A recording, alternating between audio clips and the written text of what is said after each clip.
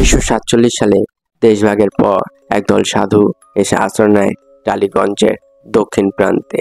তাদের মধ্যে ছিল একজন খুবই চুপচাপ, ভাঙাচোরার দৃষ্টি নিয়ে তাকিয়ে থাকতো চণ্ডী মণ্ডপের দিকে। লোকেরা তার নাম দেয় ভৈরবনাথ। তার আসল নাম কেউ জানত না।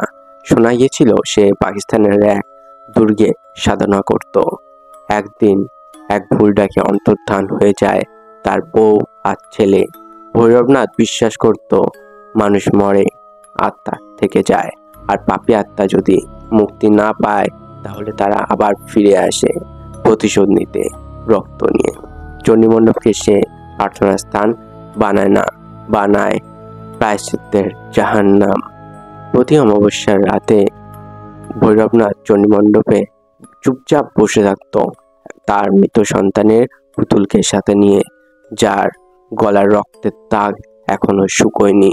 2020 সালের অন্ধকার এক পূর্ণিমা রাতে এক ডিভোর্সি মা তানিয়া তার কোলের একমাত্র আশ্রয় আদিত্যকে নিয়ে পৌঁছায় চণ্ডী মণ্ডপে। ভক্তি নয়, ছিল ভয়।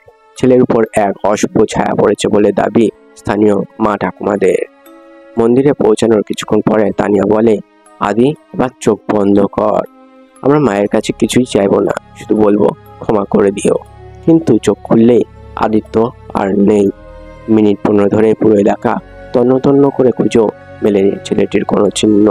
পুলিশ আসে, অনুসন্ধান হয়, তবুও পাওয়া যায়নি রক্ত, কোনো চিৎকার। আদিত্যর বাতাসে মিশে গিয়েছে।